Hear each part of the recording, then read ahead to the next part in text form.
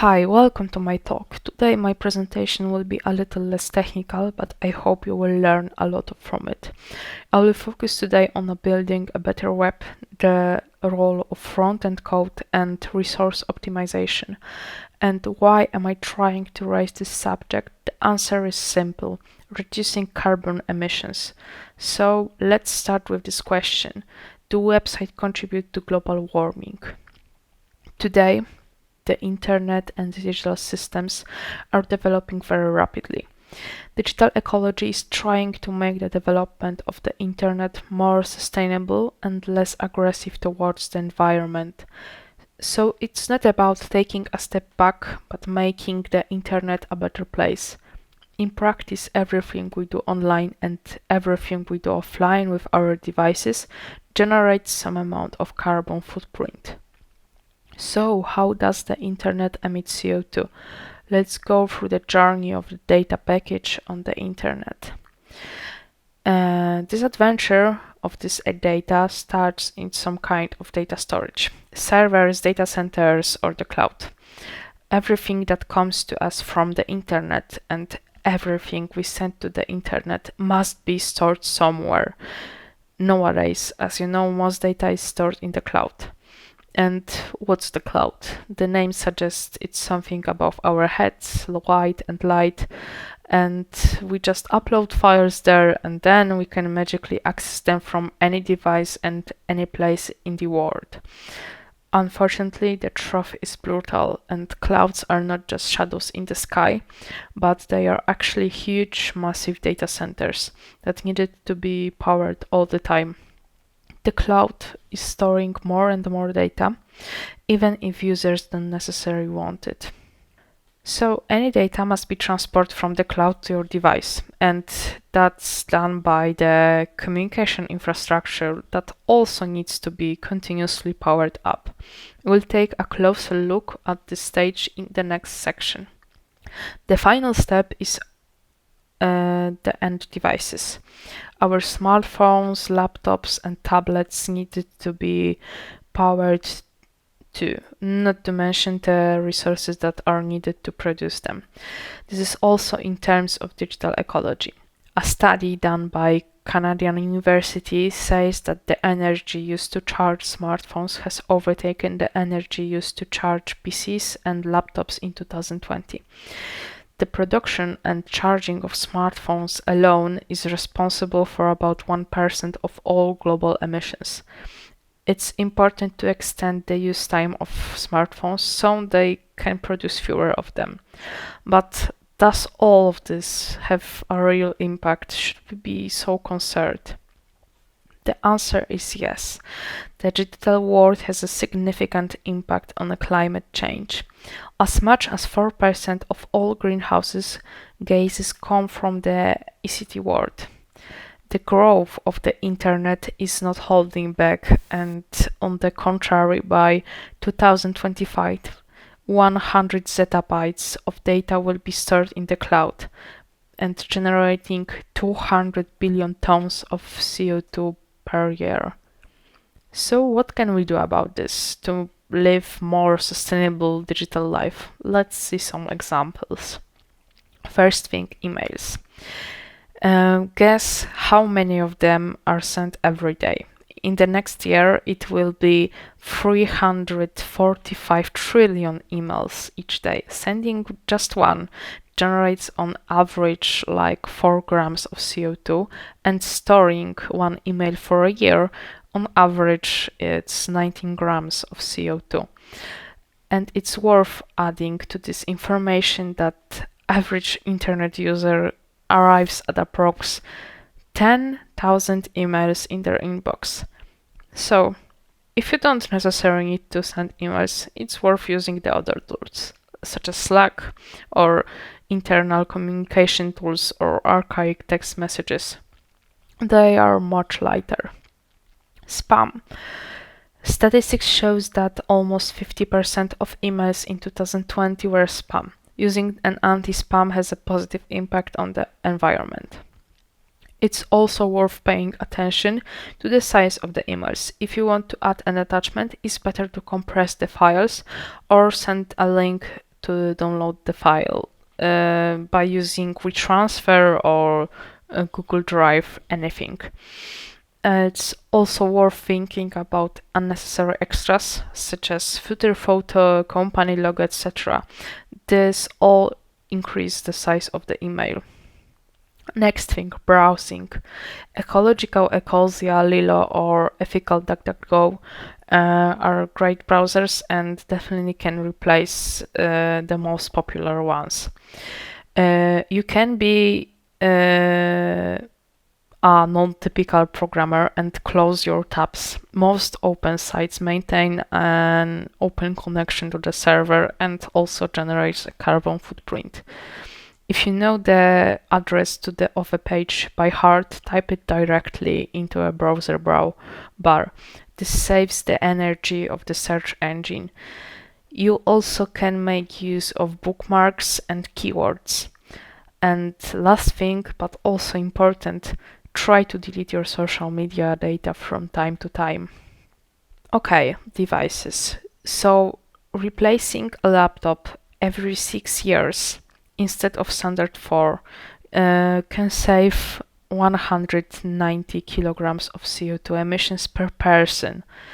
You also can save some CO2 by deleting mobile apps you don't use or disabling mobile notifications. And also, you can try to disconnect from the internet whenever your hectic life allows you to do so. Finally, we come to the clue of the presentation, the websites. First fact, did you know that every day 250,000 of web pages are published? And every page, every view of this page generates on average 1.8 grams of CO2, what sums up to 216 kilograms of CO2 annually. That's the same thing as driving 900 kilometers by a gasoline car. And that's only just for one website. And question for you. Do you or your company have a website? The better question, who doesn't? Would you like to know how much CO2 is emitted of this website, emitted by your website? I will show you how to check this. The first website I would like to recommend you is the original website Carbon Calculator. You only need to enter the URL of the website, and if it's okay with your website, you can get a free badge that can be added into your project. And let's see if we have some other examples. Yes, we do. The next one is Greenpixie. It works the same as original website Carbon Calculator. And the last one is EcoGrider. It also works the same. And our little tradition on these talks and presentations, I always check how much carbon footprint is generated by a website that describes the conference I'm talking on. So, how much carbon footprint is generated by Conf42 website? Unfortunately, it's dirtier than 94% of web pages that's ever tested in original website Carbon Calculator. And every view of this page generates almost 4 grams of CO2. It's not great, honestly, but the great thing is that this web page appears to be running on sustainable energy. In this website, you can also see how many CO2 grams equivalent is produced by a year, or how many bubbles, or how many trees you need to plant to get rid of this CO2. Okay, from this point, let's go further. This is Tom Greenwood, the author of Sustainable Web Design book, which describes techniques that make a website more sustainable. I will tell you about some of them in a moment. Before that, let's make a moment to talk about how CO2 is calculated by a methodology presented in the Sustainable Web Design Foundation. It's based on the data transport, which is in the middle stage of the data transfer on the internet. The other stages are very difficult to estimate, so we only focus on this part.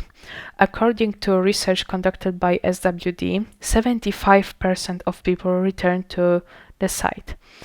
First visit means that all data must be downloaded, and returning visit means that only 2% of data is cached.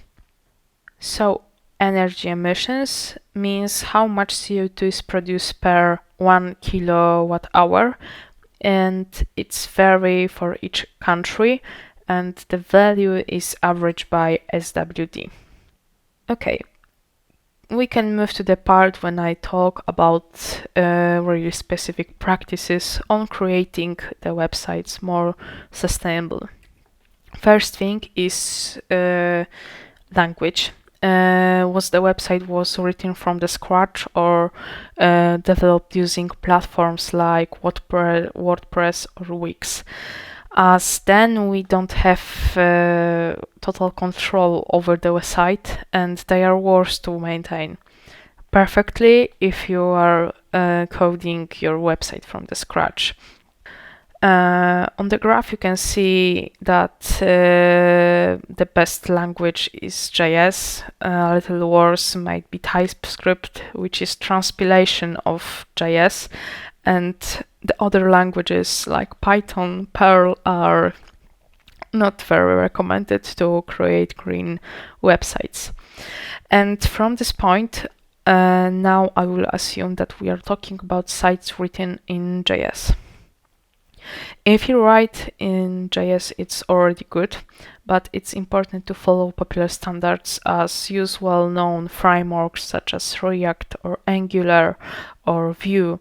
This way, there's a greater chance that our code will be reusable and the time spent debugging will be shorter. The heavy libraries, most of the Lodash functions or jQuery can be replaced with vanilla JS code.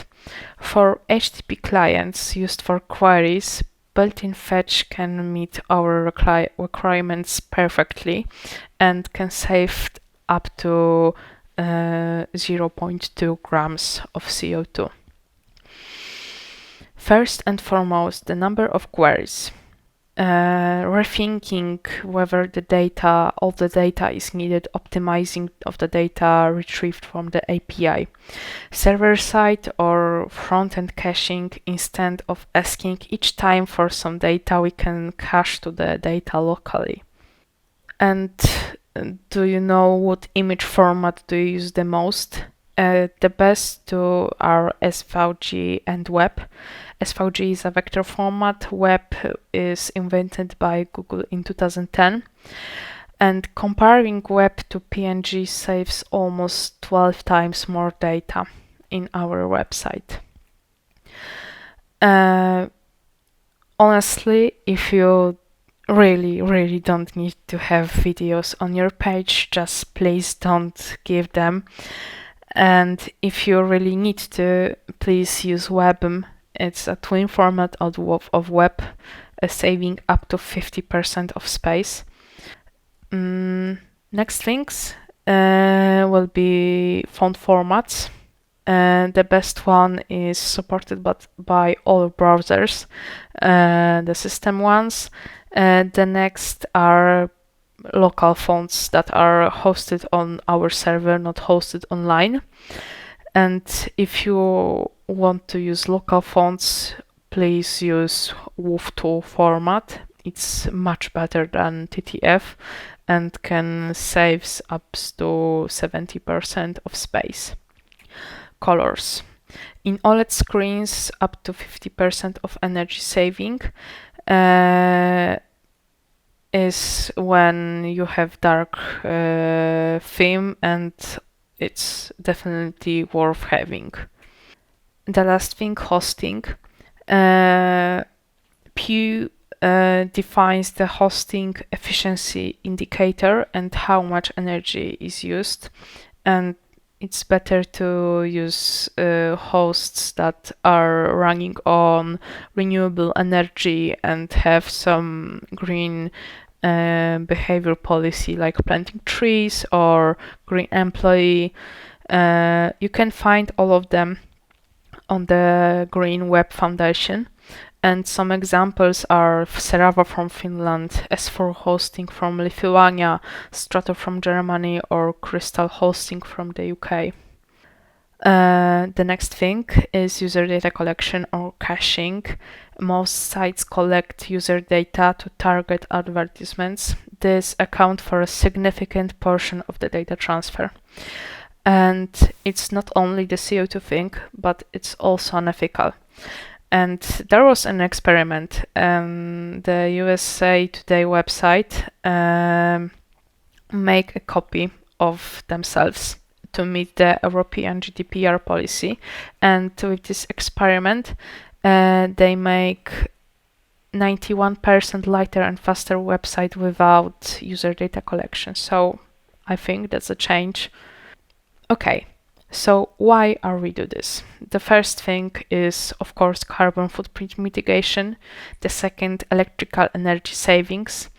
And the third is shorter loading time. But did you know that 55% of users can be lost if a website loads longer than in 3 seconds? So the last thing is better SEO. So our website is higher in positioning of the search engines.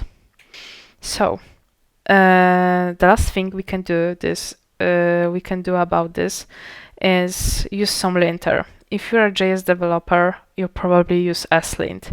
And good news, there is an slint equivalent that tells you what you can do to make your website greener. It's open source, and me and my team are working on to develop this tool. Okay, this is our features. The blue ones are already ready to use in your projects, and the purple one are not developed yet, but we are working on them. And does it really work or not? The whole sustainable thing. And our analysis shows that after implementing the techniques from the SWD, you can reduce page size up to 88%, and this is without any visible impact from the user. And our tool, ecology, can definitely help with this. So in summary, ecology prompts something similar to a lighthouse, but acts like slint. Instead of fixing already existing pages, ecology suggests what can be changed already while writing the code. We are aware that our tool is only a drop in the ocean of needs, but ultimately we want just one click is enough to make a website ecology.